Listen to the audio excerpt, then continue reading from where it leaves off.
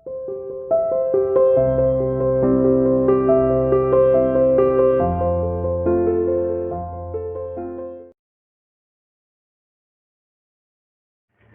students, welcome to CR International School online study classes. We are doing business studies, lesson number 4, the business services, and we have already done the introduction of insurance. क्या था insurance में बेटे, one person अपने risk को transfer कर देता है तो insurance company by paying a fixed fees, ठीक है, एक फिक्स्ड फीस पे करने के बाद वो अपने रिस्क को ट्रांसफर कर देता है इंश्योरेंस कंपनी पर, ठीक है। अब देखिए प्रिंसिपल ऑफ इंश्योरेंस, यानी कि इंश्योरेंस के सिद्धांत कौन कौन से, प्रिंसिपल्स को हिंदी में कहते हैं सिद्धांत। तो किन किन सिद्धांतों पर इंश्योरेंस कार्य करता है, देखिए सबसे पहला है principle of utmost good faith, ठीक है। तो ये principle of utmost good faith आपसे क्या कहता है, ये प्रिंसिपल आपसे कहता है भाई कि जो भी इंफॉर्मेशन आपके पास है पूरी की पूरी डिस्क्लोज कर दीजिए, ना तो इंश्योरर को ना ही इंश्योर्ड को कोई इंफॉर्मेशन छुपानी चाहिए, हाइड करनी चाहिए। अगर दोनों ही पार्टियां पूरी तरह से इंफॉर्मेशन को डिस्क्लोज कर देती है तो इंश्योरेंस में कोई प्रॉब्लम नहीं आएगी, लेकिन अगर इनमें से कोई एक पार्टी भी इंफॉर्मेशन को हाइड करती है, सूचनाओं को छुपाती है, तो हो सकता है आपको इंश्योरेंस का अमाउंट लेने में काफ़ी प्रॉब्लम्स आ जाएं। फॉर एग्जांपल देखिए, मिस्टर ए ने अपना लाइफ इंश्योरेंस कराया लेकिन उसे थी टीबी की बीमारी उसे थी, लेकिन ये बीमारी उसने इंश्योरेंस कंपनी को क्लोज नहीं करी, डिस्क्लोज नहीं करी। अब हो जाती है उसकी डेथ के बाद पता लगता है भाई उसकी डेथ तो टीबी के कारण हुई है, कोई और चीज़ के कारण उसकी डेथ नहीं हुई। तो इसमें हो क्या सकता है, जो इंश्योरेंस कंपनी इस कॉन्ट्रैक्ट को वॉइड कर देगी, ठीक है, इलीगल उसे मान लेगी और इंश्योरेंस का कुछ भी पैसा नहीं देगी। क्यों? क्योंकि सामने वाले ने, इंश्योर्ड ने एक इंफॉर्मेशन हाइड की कि उसे टीबी की बीमारी है जिस कारण उसकी मौत हुई। इसी तरह बेटे जो कंपनी होती है, इंश्योरर होता है, उसे भी अपनी सारी की सारी टर्म्स एंड कंडीशंस, सारी की सारी इंफॉर्मेशन, ठीक है, पर्सन को बता देनी चाहिए कि भाई किस स्थिति में वो इंश्योरेंस का अमाउंट पे करेगी, क्लेम पे करेगी और किन स्थितियों में नहीं करेगी। तो ये कहता है आपसे principle of utmost good faith, यानी कि both parties should disclose every little information, छोटी से छोटी जानकारी, छोटी से छोटी इंफॉर्मेशन जो इंश्योरेंस कॉन्ट्रैक्ट के लिए जरूरी होती है उसे दोनों ही पार्टी को डिस्क्लोज करना है, बताना है। अगर एक पार्टी भी इसे डिस्क्लोज नहीं करेगी, नहीं बताएगी, तो इंश्योरेंस का अमाउंट क्या हो सकता है, कैंसिल हो सकता है। तो इसीलिए दोनों को ही मटेरियल फैक्ट, इंफॉर्मेशन, सूचनाएं एक दूसरे को बतानी है ताकि इंश्योरेंस पूरी तरह से, ठीक है, वैलिड हो, अदरवाइज ये वॉइड हो सकता है। सेकंड देखिए प्रिंसिपल ऑफ इंश्योरेबल इंटरेस्ट, ठीक है। इंश्योरेबल इंटरेस्ट का सिद्धांत आपसे क्या कहता है भाई, इंश्योरेबल इंटरेस्ट का सिद्धांत कहता है कि जिसने इंश्योरेंस कराया उसकी पूरी रुचि, उसका पूरा इंटरेस्ट, उसका पूरा हित होना चाहिए इंश्योरेंस के अंदर। अगर उसका हित नहीं है, उसकी इंटरेस्ट या रुचि उसकी नहीं है, तो फिर इंश्योरेंस क्या हो जाता है, वॉइड साबित हो जाता है। ये आपको रिलेशनशिप एक्सप्लेन करता है बेटे, ये रिलेशनशिप एक्सप्लेन करता है between the insurance and the subject matter of insurance, ठीक है, insurance and the subject matter of insurance, that the actual loss should be benefited, कि अगर कोई एक्चुअल में लॉस हुआ है ना तो उसका बेनिफिट सामने वाले को मिलना ही चाहिए, ठीक है। तो ये प्रिंसिपल ऑफ इंश्योरेबल इंटरेस्ट आपसे ये बताता है। तो ये आपसे कहता है for a valid insurance contract it should be essential that the insured has full interest in his life as well as his property. Life insurance में आपका लाइफ में पूरी तरह इंटरेस्ट, रुचि, हित होना चाहिए। और अगर कोई अदर टाइप का इंश्योरेंस जैसे थेफ्ट, मैराइन इंश्योरेंस आप करा रहे हो तो उसमें आपका प्रॉपर्टी में पूरी तरह से आपका हित होना चाहिए। This means that if there is any damage to life और property so insured the insurer will have incurred loss and he should be benefited. यानी कि अगर आपको क्षति पहुंचती है, अगर आपको नुकसान पहुंचा है तो आपको बेनिफिट दिया ही जाना चाहिए। लाइफ इंश्योरेंस के केस में अगर आपकी लाइफ डेंजर में आती है, खतरे में पड़ती है, आपकी डेथ होती है, तो भाई आपकी जो एग्जीक्यूटर्स है उन्हें इंश्योरेंस का अमाउंट मिलना चाहिए। प्रॉपर्टी के केस में अगर आपकी प्रॉपर्टी को डैमेज पहुंचता है, नुकसान पहुंचता है, तो उसका जो क्लेम है वो आपको मिलना चाहिए। तो ये प्रिंसिपल आपको ये कहता है कि define a relationship between the insured and the subject matter of insurance, कि जो भी इंश्योरेंस आपने कराया है है और जो इंश्योर्ड है, इन दोनों में क्लोज रिलेशनशिप है कि अगर कोई लॉस आपका होता है तो उस लॉस के लिए आपको बेनिफिट दिया ही जाना चाहिए। ठीक है, अब देखिए सब्जेक्ट मैटर। लाइफ इंश्योरेंस में बेटे, लाइफ इंश्योरेंस की बात की जाए तो इंश्योरेबल इंटरेस्ट किस टाइम पर देखा जाता है? At the time of taking the insurance. आपने लाइफ इंश्योरेंस लिया है तो जिस समय आप इंश्योरेंस ले रहे हो एट दैट टाइम, उस टाइम आपका इंश्योरेबल इंटरेस्ट देखा जाएगा। जिस समय आप क्लेम लोगे उस समय नहीं देखा जाएगा। फॉर एग्जांपल बेटे, mister A and mister be husband and wife है, ठीक है, उन्होंने एक इंश्योरेंस पॉलिसी ली जो उसकी वाइफ के नाम पर कर दी। अब हो जाता है दोनों का डाइवोर्स, दोनों अलग अलग हो जाते हैं बेटे। ठीक है, तो दोनों के अलग अलग होने के बाद जो इंश्योरेंस का क्लेम मिलेगा, ठीक है, तो वाइफ तो उसकी अलग हो चुकी है बेटे, उसकी वाइफ अलग हो चुकी है, हो सकता है उसने न्यू मैरिज कर ली हो तो उसकी दूसरी वाइफ आ जाए। तो इसीलिए इन्होंने कहा है कि भाई इसमें हम जो इंश्योरेबल इंटरेस्ट देखेंगे केवल उस टाइम पर देखेंगे जिस टाइम इंश्योरेंस पॉलिसी ली गई है, क्योंकि डाइवोर्स होने के बाद तो उसकी वाइफ अलग हो चुकी है, उसका कोई लेना देना नहीं है इस पर्सन से। ये नहीं कि भाई उसका लेना देना नहीं है तो भी इंश्योरेंस का अमाउंट उसकी पहली वाली फॉर्मर वाइफ को दे दिया जाए, ऐसा नहीं होता बेटे। तो इंश्योरेबल इंटरेस्ट किस समय पर देखा जाएगा? इंश्योरेंस लेने के समय पर। किन केस में? लाइफ इंश्योरेंस के केस में। ठीक है बेटे। सेकंड आता है फायर इंश्योरेंस। फायर इंश्योरेंस के केस में बेटे, जिस टाइम आप इंश्योरेंस ले रहे हो उस समय भी आपका इंटरेस्ट देखा जाएगा और जिस समय लॉस आपका हुआ है उस समय भी आपका इंटरेस्ट देखा जाएगा। लॉस के समय भी एक्चुअल वैल्यू निकाली जाएगी और जो वैल्यू निकलेगी बेटे, जिसका नुकसान हुआ है, वही बेनिफिट, वही प्रॉफिट आपको पे किया जाएगा। मैराइन इंश्योरेंस की बात की बेटे तो at the time of loss, ठीक है, लॉस के समय हम देखेंगे कि कितना अमाउंट का आपका नुकसान हुआ है, उस नुकसान को हम भुगत देंगे। तो इसीलिए बेटे ये था प्रिंसिपल ऑफ इंश्योरेबल इंटरेस्ट, ठीक है, कि हिच का सिद्धांत, कि भाई ये रिलेशनशिप बताता है एक्चुअल लॉस और बेनिफिट में। ठीक है, अगर आपका वाकई में एक्चुअल लॉस हुआ है तो आपको बेनिफिट डेफिनेटली दिया जाएगा। ठीक है, अगर आपका इंश्योरेबल इंटरेस्ट नहीं है बेटे तो फिर वो जो कॉन्ट्रैक्ट है वो क्या हो जाएगा? आपका वॉइड हो जाएगा, ठीक है, इनवैलिड हो जाएगा। नेक्स्ट देखिए प्रिंसिपल ऑफ इंडेमनिटी। इंडेमनिटी को हिंदी में बोलते हैं क्षतिपूर्ति, क्षति पहुंचना, ठीक है, नुकसान होना बेटे। तो प्रिंसिपल ऑफ इंडेमनिटी आपसे कहता है कि भाई इंश्योरेंस लेने का मकसद बेटे क्षति जो पहुंची है उसके लॉस को कवर करना है, प्रॉफिट कमाना नहीं है बेटे। तो ये प्रिंसिपल ऑफ इंडेमनिटी को बेटे आपको फॉलो करना ही चाहिए। इंश्योरेंस का मकसद प्रॉफिट कमाना नहीं होता, कंपनसेट करना होता है बेटे। फॉर एग्जांपल देखिए, आपके गुड्स मान लीजिए 50,000 के हैं, 50,000 के आपके गुड्स हैं बेटे। आप दो तरह से इसे एक्सप्लेन कर सकते हो। गुड्स की वैल्यू है 50,000, आपने इंश्योरेंस करा लिया 70,000 का पहले केस में, केस वन में भाई गुड्स की वैल्यू ही 50,000, आपने 70,000 का करा लिया। आपने किस उद्देश्य से 70,000 कराया कि भाई मेरा गुड्स कभी भी जलेगा, मैं 70,000 का इंश्योरेंस ले लूंगा, 50,000 का गुड्स जला के 70 का इंश्योरेंस ले लूंगा, 20,000 का प्रॉफिट ले लूंगा। तो ऐसा बेटे कभी नहीं होता। इंश्योरेंस कंपनी गुड्स की देखेगी कितना माल एक्चुअल में जला है और वो 50,000 के गुड्स अगर जले हैं तो 50,000 का ही भुगतान करेगी। जो 20,000 के प्रॉफिट की मंशा से आपने इंश्योरेंस कराया 70 का, वो आपको नहीं देने वाली बेटे। तो एक्चुअल लॉस वो काउंट करेगी इस समय पर। अगर आपने इंश्योरेंस अमाउंट से ज्यादा कराया हुआ है बेटे तो एक्चुअल लॉस देखेगी कितने का लॉस हुआ, उतने का ही भुगतान वो आपको करेगी बेटे। ठीक है, तो ये प्रॉफिट के उद्देश्य से नहीं किया जाता, क्षतिपूर्ति को पूरा करने के लिए किया जाता है। एक और केस देखिए 30,000 का, 50,000 के गुड्स थे लेकिन आपने इंश्योरेंस कराया ओनली वैल्यू ऑफ 30,000।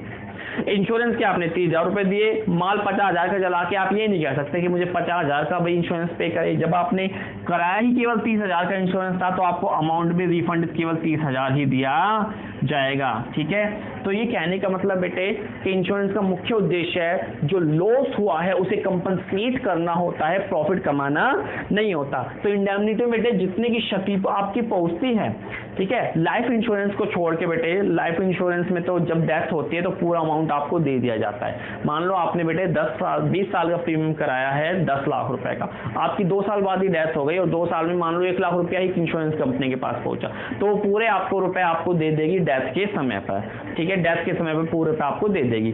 तो डेथ के केस में बेटे आपको पूरा इंश्योरेंस का अमाउंट मिल जाता है। लेकिन अगर अदर टाइप का इंश्योरेंस है जैसे कि बेटे मराइन इंश्योरेंस या फायर इंश्योरेंस है, उसमें देखी जाएगी कि आप पर की एक्चुअल में लॉस कितना हुआ है और जो लॉस होगा बेटे उतना का ही अमाउंट आपको पे किया जाएगा, उससे ज्यादा का नहीं पे किया जाएगा। तो ये कहता है आपसे प्रिंसिपल ऑफ इंडेमनिटी यानी कि क्षतिपूर्ति का सिद्धांत। आगे प्रिंसिपल ऑफ वारंटी। वारंटी बेटे बताती है the terms and condition, terms and condition for which insurance has been taken. तो वारंटी आपको अपनी टर्म्स और कंडीशन को एक्सप्लेन करती है, ठीक है, for which are to be fulfilled by the insured. If the insured does not fulfil this condition then the insurance will become void. तो बेटा इंश्योरेंस वॉइड हो जाएगा, ठीक है, अवैधानिक हो जाएगा, इलीगल हो जाएगा, फिर आपको अमाउंट नहीं मिलने वाला। तो ये कहता है प्रिंसिपल ऑफ वारंटी कि द टर्म्स एंड कंडीशन, जो शर्तें एवं नियम आपके लागू होते हैं इंश्योरेंस पर, वो आपको पूरी तरह से फॉलो करने, अदरवाइज आपको इंश्योरेंस का कुछ भी अमाउंट पे नहीं किया जाएगा, ठीक है। टर्म्स एंड कंडीशन दो तरह की होती है, एक्सप्रेस और इम्प्लाई। एक्सप्रेस बेटे रिटर्न फॉर्म में होती है, ये कुछ रिटर्न टर्म्स एंड कंडीशन होती है जो दोनों पार्टी बेटे लिखित में देखते हैं, लिखित में जांच पड़ताल करती है, दोनों ही पार्टी अपनी सिग्नेचर करके इस पर अपनी कंसेंट देती है, यानी अपनी सहमति देती है। दूसरी होती है बेटे इम्प्लाइड, ठीक है। इम्प्लाइड होती है वो टर्म्स एंड कंडीशन जो रिटर्न में नहीं होती लेकिन कॉमनली अंडरस्टूड होते हैं बेटे, ठीक है।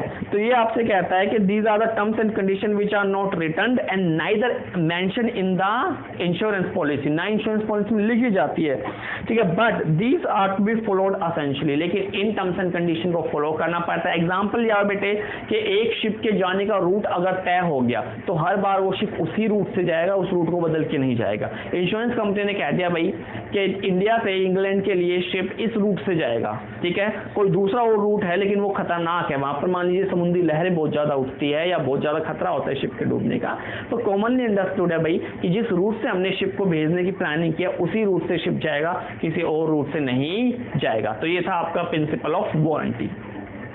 देखिए बेटे पांचवा प्रिंसिपल आपसे कहता है प्रिंसिपल ऑफ कंट्रीब्यूशन, ठीक है, प्रिंसिपल ऑफ कंट्रीब्यूशन, ठीक है। तो कंट्रीब्यूशन प्रिंसिपल आपसे क्या कहता है, इफ वन पर्सन, अगर एक पर्सन ने बेटे has insured his property from three different insurance company, बेटे अगर एक पर्सन ने अपनी प्रॉपर्टी को तीन अलग अलग कंपनियों से इंश्योर्ड कराया हुआ है, सेम प्रॉपर्टी को बेटे तीन कंपनी से, यानी ए कंपनी, बी कंपनी, सी से इंश्योर्ड कराया हुआ है बेटे, ठीक है। ए से मान लीजिए कराया हुआ है 50,000 का, बी से कराया हुआ है 60,000 का और इससे कराया हुआ है 40,000 का बेटे, ठीक है।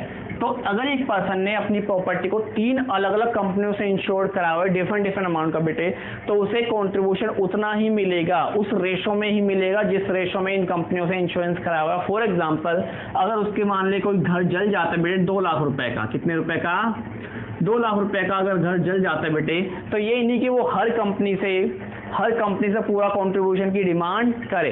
तो बेटे अगर इस केस में होता है तो ये तीनों कंपनियां बेटे इस रेशो में 5-6-4 रेशो में कंट्रीब्यूशन पेड करेगी। 2 लाख तो हमने ज्यादा ले लिया, 1 लाख सोच के देखिए, अगर मान लीजिए 1 लाख की वैल्यू जल जाती है तो अब देखिए कौन सी कंपनी कितना, ये नहीं कि 1 लाख की वैल्यू जलने पर, 1 लाख की वैल्यू की क्षति होने पर ए से वो 50,000 डिमांड कर ले, बी से 60 और सी से 40,000 और टोटल वो 1,50,000 रुपए ले ले तीनों से मिलाकर। ऐसा नहीं होता बेटे, ऐसा नहीं होता। जितने की वैल्यू जली बेटे उस वैल्यू को तीनों कंपनी इस रेशो में जो जितना का भी इंश्योरेंस इन्होंने किया है उस रेशो में कंट्रीब्यूट करेगी। तो अगर इस रेशो के हिसाब से देखा जाए तो कितना बनता है 2 दिन का इंश्योरेंस, देखिए बेटे, ठीक है।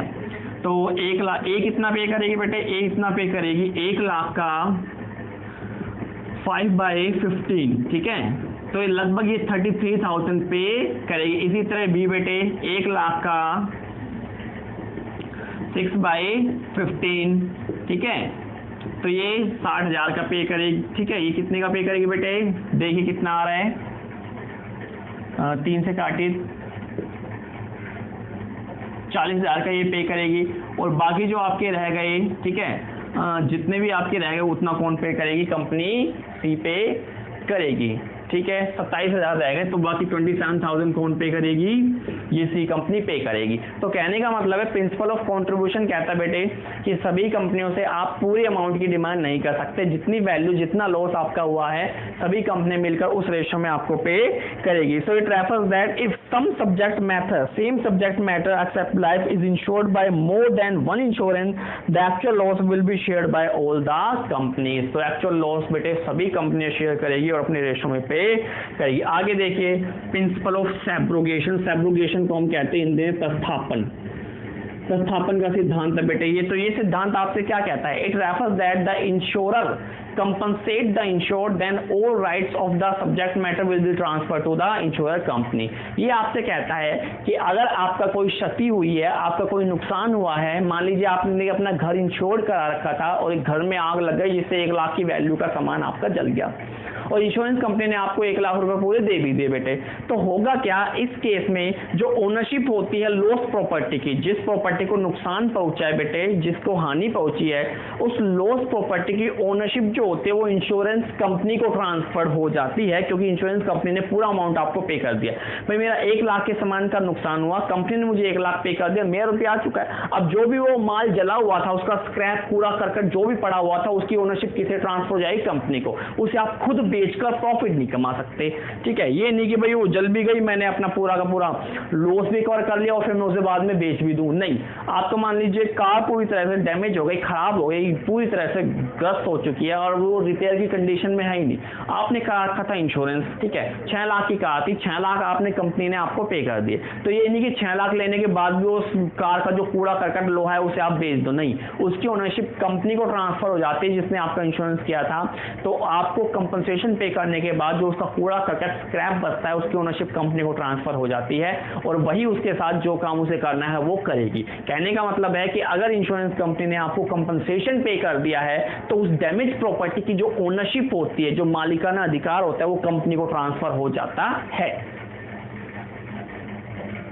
देखिए बेटे 7वां प्रिंसिपल आपसे कहता है principle of mitigation of loss. Mitigation का मतलब होता है मिनिमाइजेशन, यानी कि कम से कम, ठीक है। तो ये सिद्धांत आपसे कहता है कि भाई एक इंश्योर्ड को, ठीक है, एक इंश्योर्ड को पूरे प्रयास, पूरे एफर्ट्स करने चाहिए लॉस को कम करने के लिए। ये नहीं कि आपका लॉस हो रहा है और आप खाली बैठे देख रहे हो भाई लॉस होता जाए, मेरा क्या, मैं तो इंश्योरेंस करा रखा, मुझे तो पूरा माफ। तो इस तरह की मंशा आपको नहीं रखनी है। एज अ गुड पर्सन, ठीक है, एज अ गुड इंडिविजुअल आपको पूरे एफर्ट्स करने हैं for the mitigation of loss या द मिनिमाइजेशन ऑफ लॉस, ठीक है। अगर आप अपने लॉस को कम करने की कोशिश नहीं करते तो ये एथिकली सही नहीं है और कंपनी को इसका पता लग जाता है तो कंपनी हो सकता है आपको क्लेम देने से मना कर दे। तो एज अ गुड पर्सन अगर आपका लॉस हो रहा है तो आपको उसे कम से कम यानी कि मिनिमाइजेशन करने की पूरी कोशिश, पूरे एफर्ट्स करने चाहिए। सो फॉर एग्जांपल अगर आपके घर में आग लगी हुई है और आपने फायर इंश्योरेंस लिया हुआ है बेटे पूरे तरीके से, तो ये नहीं कि आप इंतजार करो कि भाई आग लगे और पूरा घर खत्म हो जाए, ये नहीं करना। आपको पूरे कोशिश करने हैं कि उस फायर को एक्सटिंग्विश करने की, उस पर पानी डालिए, आप जल्दी से फायर ब्रिगेड को कॉल करके बुलाइए ताकि आपके घर को बेटे पूरी तरह से जलने से बचाया जा सके। आपको ये नहीं करना कि भाई मैंने तो इंश्योरेंस करा रखा है तो मैं तो खाली आराम से घर पे बैठा रहूं और पूरा घर जल जाए, कोई परवाह ही नहीं। नो, आपको अपने लॉस को मिनिमाइज करने की पूरी कोशिश करनी है, आपको सारे एफर्ट्स लेने हैं उसे कम करने की, लॉस को रिड्यूस करने की। तो अगर आपके घर पे बेटे आग लगी हुई है तो उसे एक्सटिंग्विश करने की पूरी कोशिश कीजिए, उस आग को बुझाने की पूरी कोशिश कीजिए, खुद पानी डालिए और अगर हो सके तो जल्द से जल्द फायर ब्रिगेड को कॉल करके अपने घर को बचाइए, ठीक है। तो ये प्रिंसिपल आपको फॉलो करना है अपने लॉस को कम करने का। नेक्स्ट है principle of proximate cause. Proximate का मतलब होता है निकट, जो सबसे नजदीक कोज होता है, ठीक है बेटे। मान लीजिए आपका कोई लॉस हो गया और आपने इंश्योरेंस पॉलिसी में एक कोज, एक कारण मेंशन कर दिया उसका, ठीक है, एक कारण आपने उसका मेंशन कर दिया, ठीक है। लेकिन जब जांच पड़ताल की गई तो पता लगा कि ये कारण तो इसका है ही नहीं, कोई और इसका कारण है। तो बेटे ऐसी स्थिति में जो उसका प्रॉक्सिमेट सबसे निकटतम कारण होता है उसे अप्लाई किया जाता है, ठीक है। तो उस समय पर एक्चुअल कोज को ना देखकर उसका निकट का कोज देखा जाता है। या फिर कोई चीज मान लीजिए डैमेज हो गई और आपको पता ही नहीं उसका कारण क्या है, भाई किस कारण से हुई है, तो जो भी वो प्रॉक्सिमेट कोज उसका होता है तो principle of proximate cause apply होता है। भाई उसका सबसे निकटतम कारण कौन सा है, किसी चीज के खराब होने का सबसे निकटतम कारण कौन सा हो सकता है, ये चीज चेक की जाती है, ठीक है बेटे।